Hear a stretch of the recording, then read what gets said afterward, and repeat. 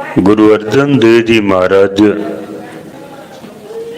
हमारे जीवन की कुछ ऐसी वस्तुएं जिनके पीछे हम सारी जिंदगी भागते रहते हैं, उनको प्राप्त करने के लिए सद्गुरु कहते हैं कि इन वस्तुओं का प्राप्त कर लेना कोई बहुत बड़ी बात नहीं है। नाट्य दुर्लभं धनं रूपं। नच के अर्थ है नहीं है, दुर्लभं दुर्लभ वस्तु कौन सी? धनं धन। धन की प्राप्ति कर लेना गुरु अर्जन देव महाराज कहते हैं कोई दुर्लभ वस्तु नहीं है, कोई बहुत कीमती चीज नहीं है। ये धन की प्राप्ति करना। वैसे धन के बिना हमारा जीवन नहीं चल सकता है। जिंदगी की जरूरतों को पूरा करने के लिए धन की आवश्यकता पड़ती है हमें। बिना धन के हम सही ढंग से जीवन नहीं जी सकते हैं। गुरु अर्जन देव जी महाराज तो फरियाद करते हैं परमात्मा से कि मान मांगो, तान मांगो, धन लक्ष्मी सुत दे। सब कुछ चाहिए, तान भी चाहिए, मान भी चाहिए, धन चाहिए, लक्ष्मी चाहिए और पुत्र भी चाहिए, क्योंकि इन सब चीजों के बिना हमारा जीवन अधूरा है। लेकिन आदमी सिर्फ धन के पीछे ही भागता रहे सारी जिंदगी, तो उस आदमी का जीवन भी किसी काम का नहीं है। महापुरुष बाबा नंद सिंह जी महाराज कहा करते थे कि जिस गृहस्थी व्यक्ति के पास धन नहीं है उसका जीवन 2 कौड़ियों का है, और जिस संत महापुरुष के पास केवल धन ही है, परमात्मा का नाम नहीं है, तो उस संत का जीवन भी 2 कौड़ियों का है, किसी काम का नहीं है। आदमी माया कारण था वही मूर्ख लोग अजान। माया के पीछे धन की प्राप्ति करने के लिए आदमी जिंदगी भर भागता रहता है, लेकिन धन से हम जिंदगी की कुछ जरूरतों को पूरा कर सकते हैं, बस इतना है। धन से जिंदगी बदलती नहीं है। कुछ ऐसी वस्तुएं हैं जो आप धन से नहीं खरीद सकते हैं, जैसे सुख धन से नहीं मिल सकता। अगर धन से सुख मिल जाता तो जितने धनवान लोग हैं सारे सुखी होने चाहिए थे फिर। पर महाराज की वाणी तो कहती है कि बड़े बड़े जो दिसे लोग तिनको व्यापे चिंता रोग। जो बड़े बड़े धनवान लोग दिखाई देते हैं, महाराज कहते हैं वो तो सब चिंता में ग्रसित हैं। वो गरीब आदमी है उसको 500 रुपए की चिंता है, जो उससे ऊपर है उसको 1000 की चिंता है, जो उससे ऊपर है उसको 10,000 की चिंता है, जो लखपति है उसको लाखों की चिंता है, जो करोड़पति है तो करोड़ों की चिंता है।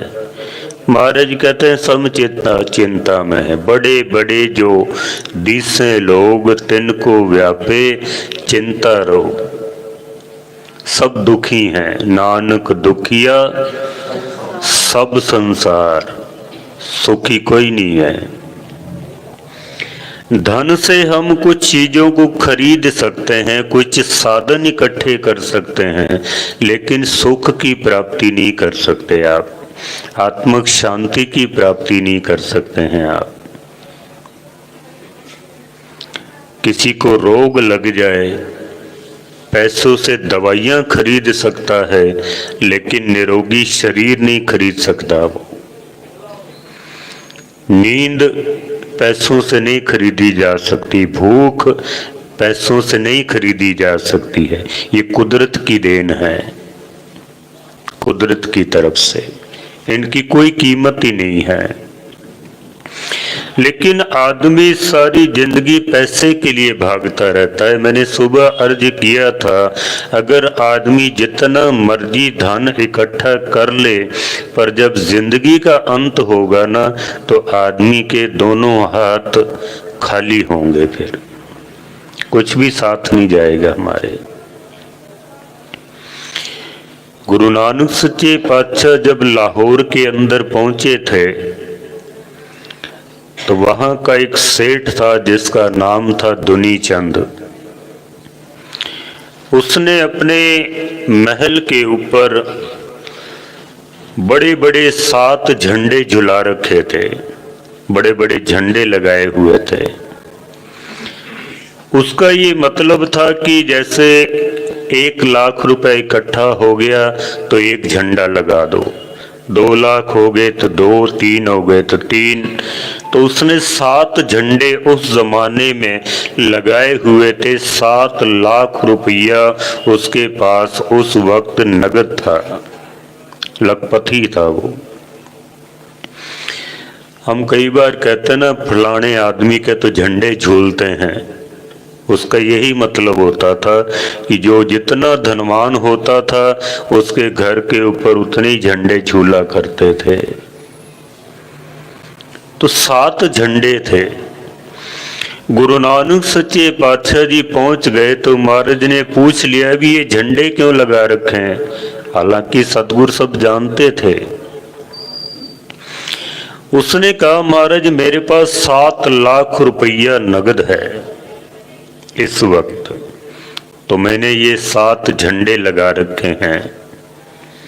और महाराज कमी नहीं है, ये बढ़ते ही जाएंगे, बढ़ते ही जाएंगे। ये गुरु नानक सच्चे पातशाह ने भी देख लिया भी इसके दिमाग के ऊपर धन छाया हुआ है, पैसा। अब इसको किसी तरीके से जगाना है, तो गुरु नानक सच्चे पातशाह ने एक सुई उसको दे दी। और महाराज कहते हैं कि ये सुई जब हम इस संसार से परलोक में जाएंगे ना, तो ये सुई तू अपने पास रख ले, परलोक में जब हमारी मुलाकात होगी तो ये सुई मुझे वापस दे देना। बस इतना सा काम मेरा कर दो आप, छोटा सा काम है। दुनी चंद कहता भी ये भी कोई बड़ी बात है, मैं रख लेता हूं, परलोक में आपको दे दूंगा मैं।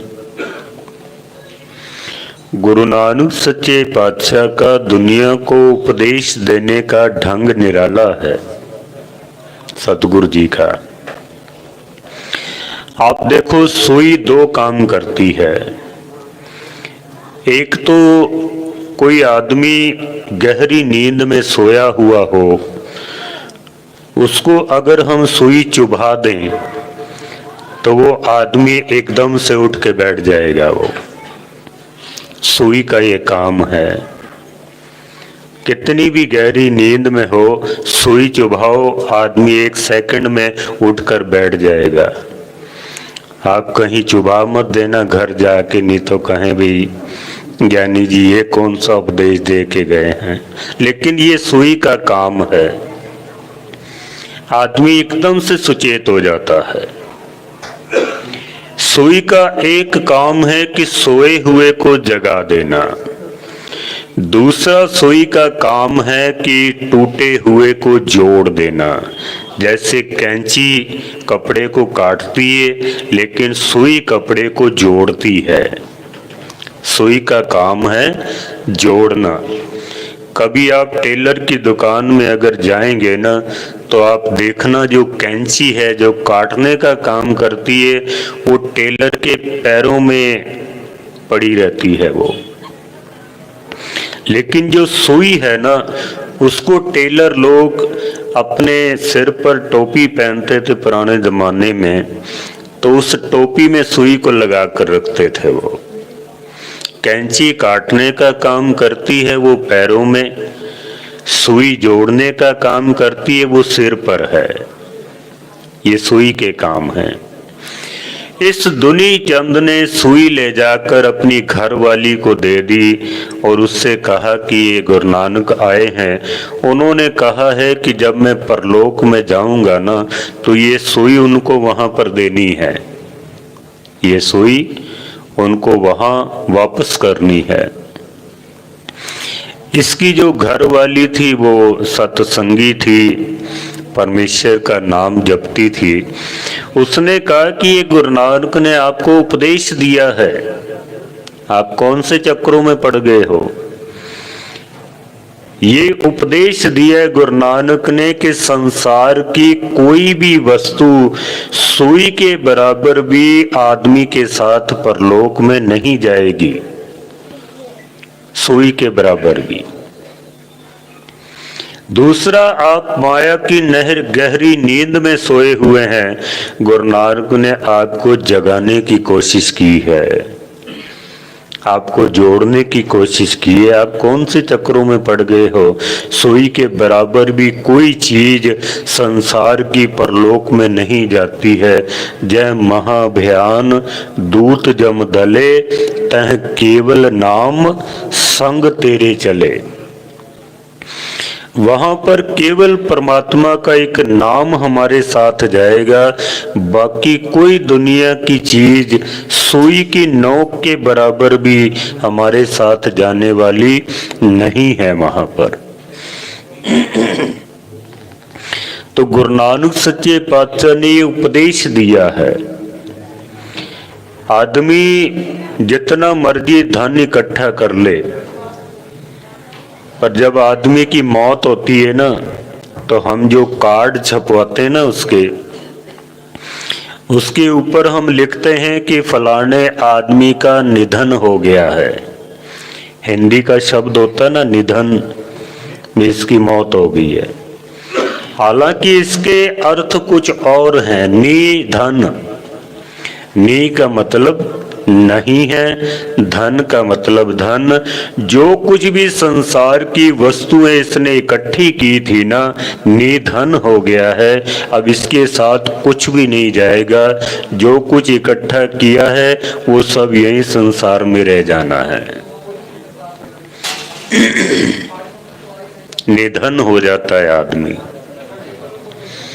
धन एक ही आदमी के साथ जाएगा और वो है परमेश्वर का नाम।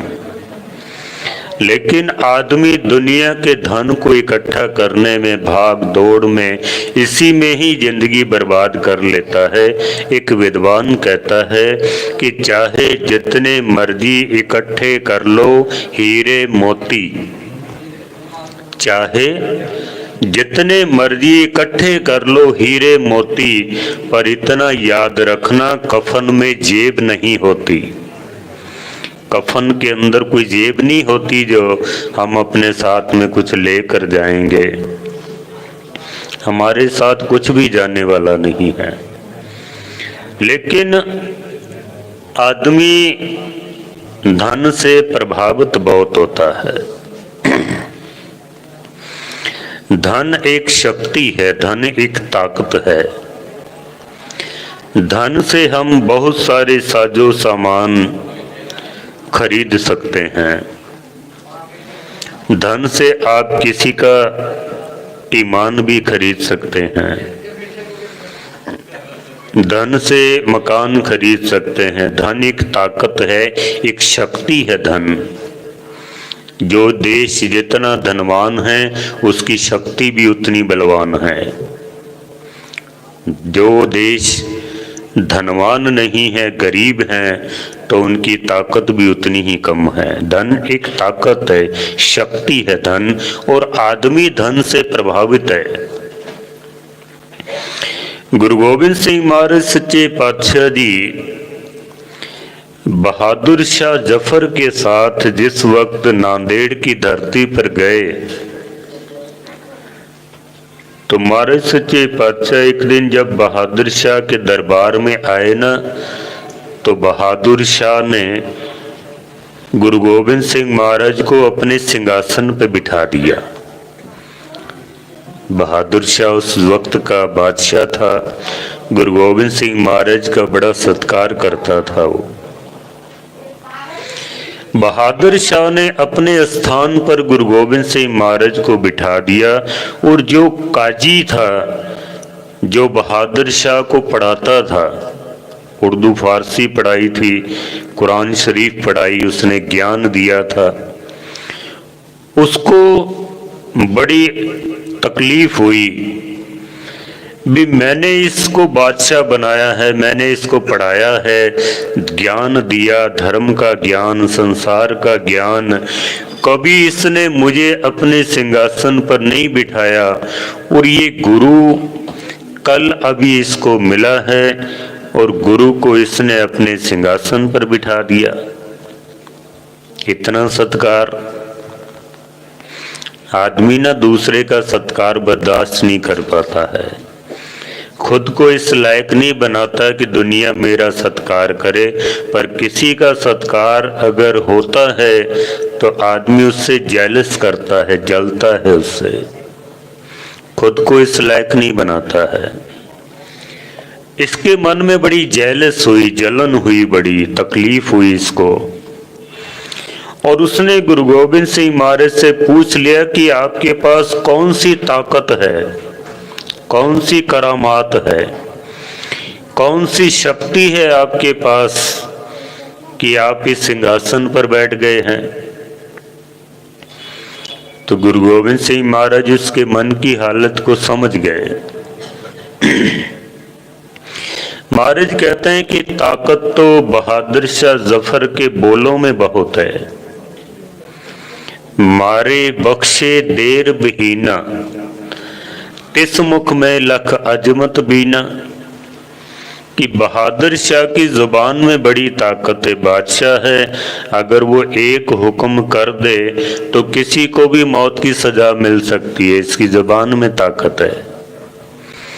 और अगर किसी को मौत की सजा मिली हुई है, बहादुर शाह कह दे कि इसको माफ कर दो तो उसकी सजा को माफ किया जा सकता है। बहादुर शाह की जुबान में ताकत है। किसी आदमी का हुक्म सारी दुनिया के ऊपर चलता है और किसी आदमी का हुक्म अपने घर में भी नहीं चलता है। किसी के एक आंसू पर हजारों दिल तड़पते हैं, किसी का उम्र भर रोना किसी काम नहीं आता। किसी की आंख से एक आंसू गिरे तो हजारों लोग तड़प उठते हैं, और कई आदमी सारी जिंदगी रोते रहते हैं, किसी को कोई फर्क ही नहीं पड़ता है। ताकत है। महाराज कहते हैं बहादुर शाह की जुबान में बड़ी ताकत है। तो काजी कहता है कि वो ताकत बहादुर शाह की है, आपके पास कौन सी ताकत है, आपके पास कौन सी करामात है। तो गुरु गोबिंद सिंह महाराज सच्चे पातशाह ने अपनी जेब से एक सोने की मोहर निकाली जो उस वक्त चलती थी, और महाराज ने इस तरह से उछाल के उसको हाथ में पकड़ा।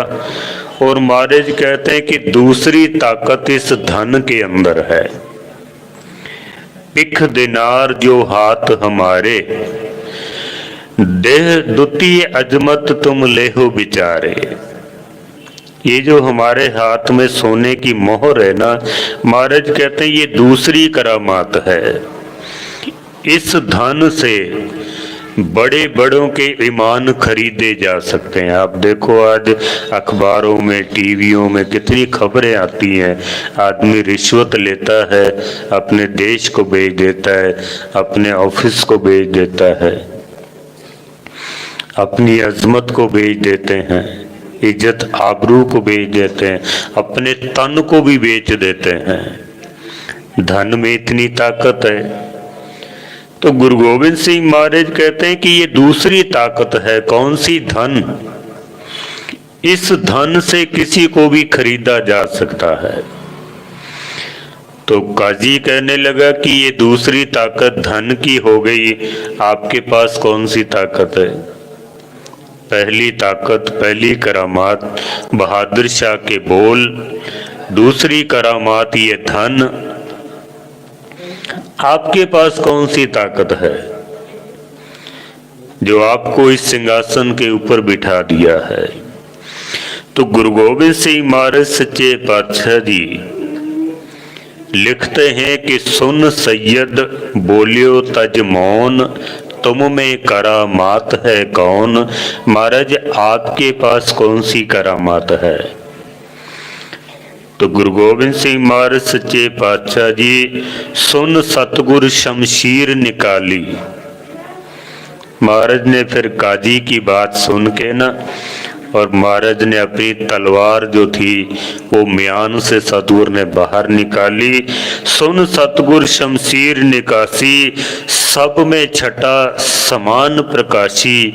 जैसे बादलों में बिजली चमकती है ना, ऐसे सतगुर ने जब कृपान निकाली है तो तत्क्षण बदन पीत होए गए, लोचन सम्मुख न करते भय। वो जो काजी था ना, उसने देख लिया कि ये तो महाराज ने अब कृपान ही निकाल ली है, तो उसका जो चेहरा था वो एकदम से पीला पड़ गया। अभी ये तो मामला ही उल्टा पड़ गया। सतगुरु कहते हैं कि तीसरी करामात, तीसरी ताकत हमारी तलवार है। ये पहली ताकत बादशाह की ताकत धन, और तीसरी जो ताकत है वो ताकत है हमारी तलवार। ये तीसरी करामात है। महाराज कहते हैं अगर तू कहे तो अभी तुझे करामात दिखाऊं, मैं ये तलवार चलाऊंगा और तेरा सिर धड़ से अलग हो जाएगा। तो काजी ने हाथ जोड़ लिए, कहता नहीं महाराज मैंने देख ली है आपकी करामात। तो ये जो धन है ये एक ताकत है, शक्ति है। धन के अंदर करामात है। आदमी धन से बड़ा प्रभावित है। जिसके पास जितना धन हो वो आदमी समाज के अंदर उतना ही उसको सत्कार दिया जाता है। आज हम देखते हैं ना, चाहे आदमी के अंदर 100 अवगुण हो, लेकिन उसके पास धन हो ना, तो हर आदमी उसके हाथ जोड़ के उसका सत्कार करता है। हर आदमी उसको सत्कार देता है। गरीब आदमी चाहे वो बहुत ही लायक हो, उसके अंदर 100 तरह के गुण हो, पर फिर भी आदमी कहते हैं ये गरीब है, इसके पास कुछ नहीं है। एक पंजाबी की कहावत है, कहते हैं कि जिदे पल्ले दाने उदे कमले भी सियाने। जिसके घर में धन होता है ना, उसके पागल बच्चे भी समाज में बहुत सत्कार प्राप्त कर लेते हैं। और गरीब व्यक्ति के बच्चे चाहे बहुत लायक हों, पर फिर भी उनको किसी और ही निगाह से देखा जाता है।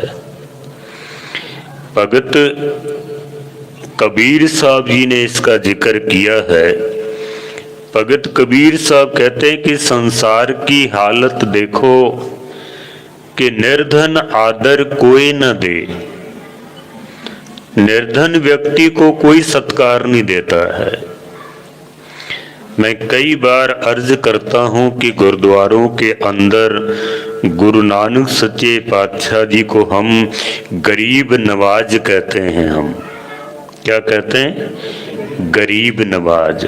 गुरु नानक गरीबों को निवाजने वाले हैं, परमात्मा गरीबों को निवाजने वाला है। लेकिन आज उसी गुरु नानक के दरबार में गरीबों को पूछा तक नहीं जाता है। एक गरीब व्यक्ति गुरुद्वारे में सुबह से शाम तक सेवा करता है, बर्तन मांजता है, झाड़ू निकालता है और कई तरह की सेवा करता है, नित्यनेम करता है, बाणी पढ़ता है, लेकिन उसका कभी गुरुद्वारों के अंदर नाम तक नहीं लिया जाता है। लेकिन कोई अमीर आदमी आ जाए ना, और वो अपनी बेईमानी की कमाई में से 2-4 हज़ार रुपये गुरुद्वारे में दे दे, हम उसको सिरोपा देते हैं, उसके नाम के हम जकारे लगाते हैं। देखा है कि नहीं आपने ऐसा? लेकिन गुरु नानक सच्चे पातशाह ऐसा नहीं करते हैं। हमारे तो गरीब नवाज हैं, नीचों ऊंच करे मेरा गोविंद, काहू ते न टरे। इसलिए परमात्मा को, गुरु को गरीब नवाज कहा जाता है। भगत कबीर साहब कहते हैं कि निर्धन आदर कोई न दे, लाख जतन करे वो चित न तरे। निर्धन व्यक्ति अगर सच्ची बात भी कह रहा हो तो आदमी कहते हैं कि ये बकवास कर रहा है, यही कहते हैं ना। और एक धनवान व्यक्ति चाहे बकवास कर रहा हो, लोग उसकी तारीफ करते हैं, वाह वाह क्या बात की है आपने, कमाल कर दिया है। ये संसार की रीत है। एक निर्धन आदर कोई ना दे, लाख जतन करे वो चित न धरे। लाखों जतन किए जाए फिर भी धनवान व्यक्ति कदर नहीं करता है उसकी। भगत कबीर साहब कहते हैं कि जो निर्धन सरधन के जाए,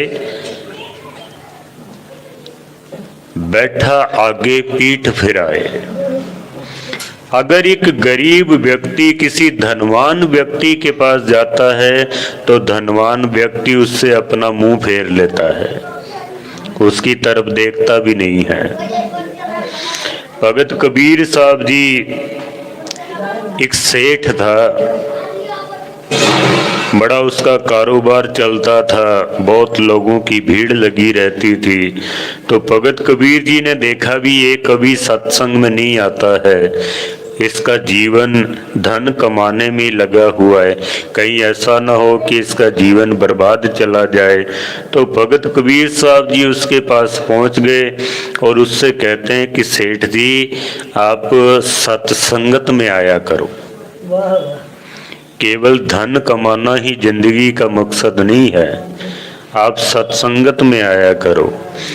तो वो सेठ कहता है कि बकवास मत करो, जाओ यहाँ से, मुझे अपना काम करने दो। अगले दिन कबीर साहब फिर उसके पास पहुँच गए, अगले दिन फिर पहुँच गए। सेठ ने देख लिया कि ये बात मानते नहीं हैं, तो एक दिन सेठ ने बड़ी जोर से धक्के मार के कबीर साहब को बाहर निकाल दिया। समा बीतता गया। एक दिन भगत कबीर साहब जी जा रहे थे और एक बैलगाड़ी के आगे एक बैल को लगाया हुआ था, पीछे उसके बहुत सारा वजन, गर्मी के दिन, और बैल चढ़ाई चढ़ रहा था तो उससे चढ़ा नहीं गया, बेहोश होके गिर गया वो। तो भगत कबीर साहब ने जब उस बैल की हालत को देखा ना, तो भगत कबीर साहब को बड़ा तरस आया उनको। और कबीर साहब ने अपनी अंतर्दृष्टि के साथ जब उस बैल को देखा कि ये कौन है, तो पता चला कि ये वही सेठ है जिससे मैं बार बार कहता था कि तू सत्संगत में आया कर, पर इसने मेरी बात मानी नहीं, तो अब इसको ये बैल का जन्म मिला है। 4 पाँव 2 सिंग गुंग मुख, तब कैसे गुन गई है, उठत बैठत ठेंगा पर ही, तब कत मूंड लुकई है, हर बिन बैल बिराने हुई है। हरि परमेश्वर के नाम के बिना, भगत कबीर साहब कहते हैं, तुझे बैल की जूनी मिलनी थी ना। अब तुझे उठाना हो तब भी तुझे मार पड़ती है, बिठाना हो तब भी मार पड़ती है, चलाना हो तब भी मार पड़ती है, रोकना हो तब भी मार पड़ती है। कबीर साहब कहते हैं कि परमेश्वर के नाम के बिना आदमी बैल की जूनी में ही पड़ेगा ना। लेकिन संसार की ये फितरत है कि जो निर्धन सरधन के जाए, आगे बैठा पीठ फिराए। जो सरधन निर्धन के जाए, दिया आदर लिया बुलाए। किसी गरीब के घर में कोई अमीर व्यक्ति आ जाए ना, तो वो उसका पूरा सत्कार करता है वो, क्योंकि आदमी धन से बहुत प्रभावित है। बाजार के अंदर एक आदमी ठेला लगाता था, उस ठेले के ऊपर वो मूंगफली और चने, आप देखते हो ना कई लोग बेचते हैं बाजार में, हमारे उधर तो उसको भड़बूंजा बोलते हैं, जो चने मूंगफली वगैरह बेचते हैं। तो वो जहां भी ठेला खड़ा करता था, बेचारा गरीब था वो, तो हर दुकानदार उसको दुत्कार देता था, यहाँ खड़े नहीं होना है, आगे जाओ। वो आगे जाके ठेला खड़ा करता है तो वहां से भी लोग उसको दुत्कार देते थे, उसको कहीं पे खड़ा नहीं होने देते थे। समा बीतता गया, कुदरत की कुछ ऐसी करनी कि वो गरीब व्यक्ति ठेले वाला अब वो बड़ा अमीर हो गया वो, और उसने एक बड़ी दुकान लगा ली।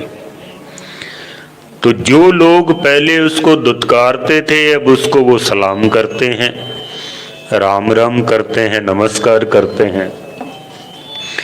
तो जब कोई उसको मिलता था ना, तो जैसे उसने कहा भी सेठ जी सलाम वालेकुम, तो वो गरीब व्यक्ति जो अमीर हो गया है वो कहता था कि मैं बोल दूंगा जाके।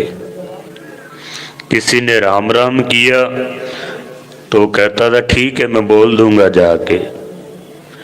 लोग बड़े हैरान होते थे भी हम इसको राम राम बोलते हैं, इसको सलाम करते हैं, और ये कहता है कि बोल दूंगा मैं जाके। पता नहीं कैसा पागल इंसान है ये। राम राम सलाम तो हम इसको करते हैं और ये कहता है कि मैं बोल दूंगा जाके।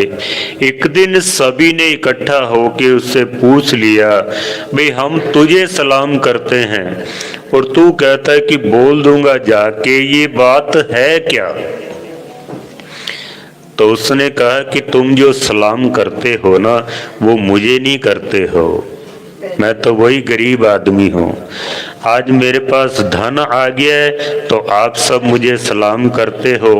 मैं इसलिए कहता हूँ कि बोल दूंगा। जिस धन की वजह से आप मुझे सलाम कर रहे हैं ना, मैं कहता हूँ कि उस धन को बोल दूंगा कि फलाने व्यक्ति ने तुझे सलाम किया है।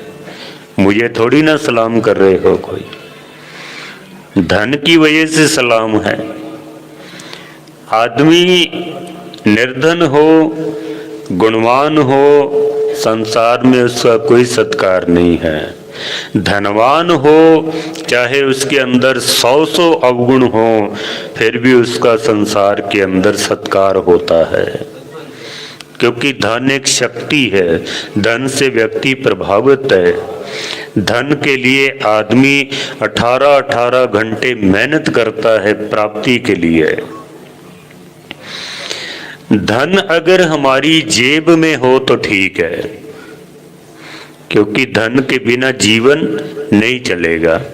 जैसे मैंने सुबह अर्ज की थी, किश्ती को, नाव को चलने के लिए पानी की जरूरत है। अगर पानी नहीं होगा तो नाव चल नहीं सकेगी। लेकिन पानी नाव के बाहर हो तो ठीक है, अगर पानी नाव के अंदर आ जाएगा तो वो नाव डूब जाएगी। धन हमारी जेब में है तो ठीक है, अगर कहीं धन हमारे दिमाग पे छा गया ना, तो फिर जैसे पानी किश्ती के अंदर आ जाए तो किश्ती डूब जाती है। धन अगर हमारे दिमाग में आ गया तो हमारे जीवन की किश्ती डूब जाएगी, फिर ये बर्बाद हो जाएगा। इसलिए गुरबाणी कहती है कि माया तारी अत अन्ना बोला, शब्द न सुनहि बहुरोड़ कचोला। माया तारी, जिसके दिमाग में माया छा गई है, हर वक्त धन के बारे में सोचता है। धर्म की कोई चिंता ही नहीं है, अपने इस कीमती जीवन की कोई चिंता ही नहीं है, हर वक्त धन के बारे में। अभी ना अक्टूबर के महीने में मैं यूपी के अंदर गया था। यूपी का मैंने टूर किया, तकरीबन कोई 1.5 महीना अलग अलग शहरों में प्रोग्राम थे लगातार ही। तो मैं अयोध्या भी गया। मैं अयोध्या जहाँ पर राम मंदिर अभी बन रहा है, श्री राम का वो जन्म स्थान है, वहाँ भी गया मैं दर्शन करने के लिए। वहाँ पर जो पंडित जी बैठे हुए थे ना, मैंने उनसे पूछा कि वनवास श्री रामचंद्र को हुआ था, 14 साल का वनवास श्री राम को हुआ। वन में जाकर दुख भी श्री राम ने झेले हैं, 14 साल तक अपने परिवार के साथ जंगलों में रहे। कितना मुश्किल जीवन रहा होगा उनका। तो मैंने उनसे पूछा कि जब 14 साल बाद श्री रामचंद्र जी वापस आए हैं अयोध्या में, उस वक्त हम दिवाली मनाते हैं। आप भी मनाते होंगे दिवाली, सिख भी मनाते हैं, जैनी बोधी सभी मनाते हैं दिवाली। मैंने उनसे पूछा कि वनवास तो हुआ था श्री रामचंद्र को, और 14 साल बाद आए भी श्री रामचंद्र, लेकिन लक्ष्मी की पूजा क्यों होती है?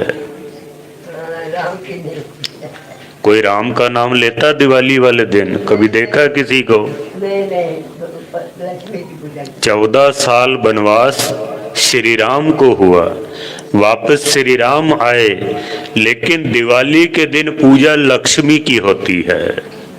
हर घर में लक्ष्मी की तस्वीर रखते हैं, सामने उसके पैसे रखेंगे, उनको तिलक लगाएंगे, मत्था टेकेंगे। सिखों को भी मैंने देखा है कि नाम की दिवाली होती है, कह देते हैं कि बंदी छोड़ दिवस मना रहे हैं, पूजा तो वो भी लक्ष्मी की करते हैं वो। और सारी रात दरवाजा खुला रखेंगे कि लक्ष्मी पता नहीं कब आ जाएगी, आती तो पता नहीं है कि नहीं, कईयों की चली जरूर जाती है। दरवाजे खुले रख के सो जाते हैं, चोर आके अपना काम कर जाते हैं। मैंने उनसे सिर्फ इतना ही पूछा था भी श्री रामचंद्र आए हैं, पूजा लक्ष्मी की क्यों है?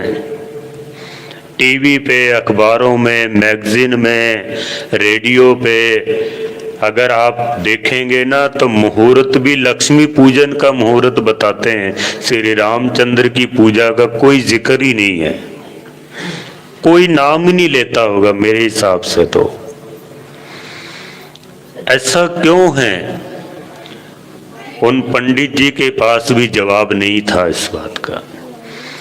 लेकिन मैं जो सोचता हूँ, आदमी को लक्ष्मी की जरूरत है, राम की कोई जरूरत है ही नहीं है। आदमी को लक्ष्मी की जरूरत है। हमने नाम भी रखा तो लक्ष्मी नारायण, नारायण पीछे है, लक्ष्मी पहले है। अगर लक्ष्मी ना हो तो नारायण की कोई जरूरत ही नहीं है, अगर लक्ष्मी ना हो तो। ऐसा कोई घर नहीं मिलेगा जहां लक्ष्मी की फोटो ना मिल जाए आपको। वैसे घर में लक्ष्मी अगर पैदा हो जाए, लड़की पैदा हो जाए, तो फिर आदमी का चेहरा देखने वाला होता है। और वैसे आदमी को लक्ष्मी चाहिए। नवरात्र में आदमी लक्ष्मी की पूजा करता है, लड़कियों की पूजा करते हैं ना, नवरात्रि बिठाते हैं। तो घर में पैदा हो जाए तो फिर आदमी मुंह बना लेता है, भी ये क्या हो गया। अब लक्ष्मी की जरूरत है, नारायण की कोई जरूरत नहीं है। लक्ष्मी की पूजा है, राम की कोई पूजा नहीं है। क्यों? क्योंकि आदमी की जेब से धन निकल के उसके दिमाग में आ गया है। राम की कोई जरूरत नहीं है, परमात्मा की कोई जरूरत नहीं है। लक्ष्मी की प्राप्ति के लिए राम का त्याग किया जा सकता है और लोग करते हैं इसको। आपने देखा होगा कई फोटो के अंदर कि लक्ष्मी का जो वाहन है वो उल्लू है। देखा ना आपने, सुना होगा लक्ष्मी का वाहन उल्लू है। ऋषि मुनियों ने एक बहुत सुंदर मिसाल दी थी कि जिस आदमी के सिर के ऊपर लक्ष्मी सवार हो जाती है ना, वो आदमी उल्लू की तरह हो जाता है। वो आदमी उल्लू बन जाता है। फिर उस आदमी को दिन के उजाले में भी कुछ दिखाई नहीं देता। जैसे उल्लू को दिन में दिखाई नहीं देता, उल्लू रात के अंधेरे में देख सकता है। जिस आदमी के सिर पर लक्ष्मी सवार हो जाती है ना, वो आदमी फिर उल्लू की तरह बन जाता है। उसको ना फिर गुरुद्वारा दिखाई देगा, ना परमेश्वर का नाम दिखाई देगा, ना गुरु की रहत मर्यादा दिखाई देगी। जैसे उल्लू रात के अंधेरे में जीव जंतुओं का शिकार करता है, ये उल्लू की तरह आदमी फिर आधी आधी रात को क्लबों में जाएगा, शराब पिएगा, जुआ खेलेगा, कुकर्म करेगा, पर इसको गुरु दिखाई नहीं देगा। इसको महाराज की वाणी भी कहती है कि रे मन मूस बिला में गर्भत करतब करत महामुगना संपत दौल झोल संग झोलत माया मगन फिरत घुगना। घुगना, घुग्गू, पंजाबी में उल्लू को घुग्गू बोलते हैं। महाराज कहते हैं कि जैसे उल्लू को दिन के उजाले में दिखाई नहीं ना देता, ऐसे जिस आदमी के दिमाग पे माया सवार हो जाती है, उस आदमी को गुरु की शब्द की रोशनी में भी कुछ दिखाई नहीं देता है उसको। और मैं हाथ जोड़कर माफी मांग के कहना चाहता हूं कि आज की इस तारीख में, अभी के समय में ज्यादातर जमाने के अंदर उल्लू ही घूम रहे हैं। ज्यादातर जिनको परिवार दिखाई देता है, कारोबार दिखाई देता है, संसार दिखाई देता है, जुए खाने, शराब खाने, फिल्मी थिएटर दिखाई देते हैं, पर गुरु दिखाई नहीं देता, गुरु की रहत मर्यादा दिखाई नहीं देती है। इसलिए महाराज को कहना पड़ा कि माया तारी अत अन्ना बोला, शब्द न सुनई बह रोड कचोला। माया तारी अत अन्ना बोला। अत शब्द, आदमी अति रूप से अंधा और बहरा हो जाता है, ना उसको कुछ गुरु परमात्मा दिखाई देता है और ना ही उसको कुछ सुनाई देता है। अगर वो सत्संगत में बैठ भी जाए ना, तो एक कान से सुनता है और दूसरे कान से बाहर निकाल देता है। बहुत लंबी चौड़ी विचार है रखी हुई है। ऐसा कोई काम नहीं जो नहीं करता। तो मैंने उससे कहा कि तू अपना वो समय याद कर जब तुझे 60 रुपए मिलते थे और तू एक एक रुपया सोच समझ के खर्च करता था। तब तो तूने 250 रुपए की शराब नहीं पी। आज पैसा आ गया तो पैसे के साथ में फिर कई कुछ आ गया उसके साथ में। अब वो शराब भी पीने लग गया है, सिगरेटें पीता है, तंबाकू खाता है, जुआ खेलता है। ये है दौलत। एक लात तब पड़ती है जब दौलत आती है, दूसरी लात तब पड़ती है जब दौलत जाती है। दोनों ही हालत के अंदर आदमी पागल हो जाता है। दोनों ही हालातों के अंदर। बड़े सुंदर बोल हैं। कनक कनक ते 100 गुणी मादिकता अधिकाए, वा खाए बौराए नर, वा पाए बौराए। एक धतूरा होता है जो जहरीला पौधा है, उसके ऊपर एक फल लगता है गोल सा, उसका जो दूध है वो जहरीला होता है। उसको अगर आदमी दूध को पी ले तो वो पागल हो सकता है आदमी, क्योंकि जहरीला होता है। उसको भी कनक बोलते हैं। और एक कनक सोने को बोलते हैं, एक कनक धतूरा, दूसरा कनक सोना।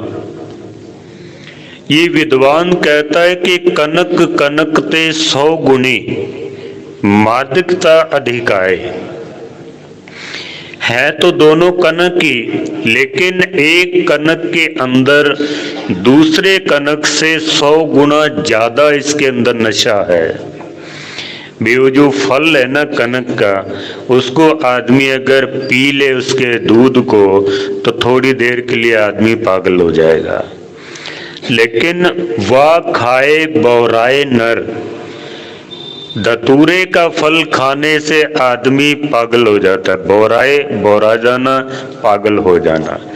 पर वह पाए बौराए, एक को खाने से आदमी पागल हो जाता है, दूसरे कनक को प्राप्त करने से ही आदमी पागल हो जाता है। खाने की तो जरूरत ही नहीं है। इसलिए गुरु ग्रंथ साहब जी महाराज कहते हैं कि नाट्य दुर्लभं धनंग रूपं। धन की प्राप्ति कर लेना कोई बहुत बड़ी बात नहीं है, क्योंकि धन प्राप्त करके आदमी दुनिया के कुछ साधन इकट्ठे कर सकता है, लेकिन आदमी का जीवन बदल नहीं सकता है धन की प्राप्ति से। दूसरा महाराज कहते हैं नाट्य दुर्लभं धनंग रूपं। एक तो धन, दूसरा रूप। अच्छे रूप की प्राप्ति कर लेना भी कोई बहुत बड़ी बात नहीं है। रूप से आदमी प्रभावित है। हर आदमी सुंदर बनना चाहता है, हर व्यक्ति। कोई ये नहीं चाहता कि मैं करूप हो जाऊं, लेकिन सुंदर होना चाहता है। सारा सारा दिन आदमी का अपने चुटकुला पड़ा था। एक बच्चा दूसरे बच्चे से पूछता है कि ये जो मक्खियां होती हैं ना, इसमें कैसे पता चले कि ये मक्खी फीमेल है और ये मक्खी मेल है, ये मक्खी पुरुष है और ये मक्खी औरत है। वे स्त्री पुरुष का मक्खियों में कैसे पता चले? तो दूसरा बच्चा पुरुष है वो। गुरु ग्रंथ साहब की वाणी कहती है कि वेद पढ़े पढ़ पंडित मुवे, रूप देख देख नारी। स्त्री अपना समय कैसे खराब करती है, सारा दिन शीशे के सामने अपने आप को देखते रहना, अपने आप को संवारना, बस इसी में आदमी अपना समय बर्बाद कर देता है, इसी के अंदर ही। सुंदरता परमात्मा की देन है। कोई भी आदमी सुंदर नहीं हो सकता अपनी मेहनत से। और इस काम के लिए आज टीवी पे बड़ा प्रचार किया जा रहा है। आप अगर टीवी पर देखोगे ना, आधे से ज़्यादा जो एडवर्टाइज आते हैं वो स्त्रियों के या पुरुष की सुंदरता के लिए हैं। साबुन है, क्रीम है, पाउडर है, लोशन है, पता नहीं क्या क्या वो लोग दिखा रहे हैं। प्रचार का मतलब ही ये होता है, पर का मतलब दूसरे के ऊपर, चार का मतलब सुंदरता। किसी व्यक्ति के ऊपर अगर किसी वस्तु का बार बार प्रचार किया जाए तो आदमी के ऊपर उसका प्रभाव पड़ जाता है। जैसे टीवी पे दिखाते ना एक साबुन, बार बार दिखाते हैं भी इस साबुन के लगाने से ये हीरोइन सुंदर बन गई है, सारा दिन दिखाते रहेंगे आपको। अगर 10 रुपए का साबुन है तो 30 रुपए उसके ऊपर उसके प्रचार पे खर्च होते हैं और वो साबुन 40 रुपए का हमें मिलता है। 300 गुना ज़्यादा पैसा प्रचार के ऊपर खर्च होता है। क्यों? हमारे दिमाग में भर दिया जाता है कि इस साबुन के इस्तेमाल से यह हीरोइन सुंदर बन गई है। तो मैं उनसे कहता हूं कि अगर साबुन से आदमी सुंदर हो जाए तो जो वेस्ट इंडीज के अंदर जो काले लोग हैं, साउथ अफ्रीका के अंदर जो हबशी लोग हैं, तो उनको बेचारों को भी साबुन दो, वो भी सुंदर बन जाएं सारे। कितनी बड़ी मूर्खता है कि जो हीरोइन पहले से सुंदर है उसको दिखाकर कह रहे हैं कि इस साबुन के लगाने से ये हीरोइन सुंदर बन गई है, और वो हमारे दिमाग में बैठ जाता है। फिर किसी माई के लाल की ताकत नहीं कि दूसरा साबुन खरीद ले, वो फिर वही साबुन आना चाहिए घर में। सुंदर रूप की प्राप्ति कर लेना भी कोई बहुत बड़ी बात नहीं है। आदमी सुंदरता से प्रभावित है। बाकी विचार में कल आपको श्रवण कराऊंगा। गुरु अर्जन देव जी महाराज कह रहे हैं कि नत्य दुर्लभं धनंग रूपं, धन की प्राप्ति कर लेना भी कोई दुर्लभ वस्तु नहीं है। अच्छे रूप की प्राप्ति कर लेना भी कोई दुर्लभ वस्तु नहीं है।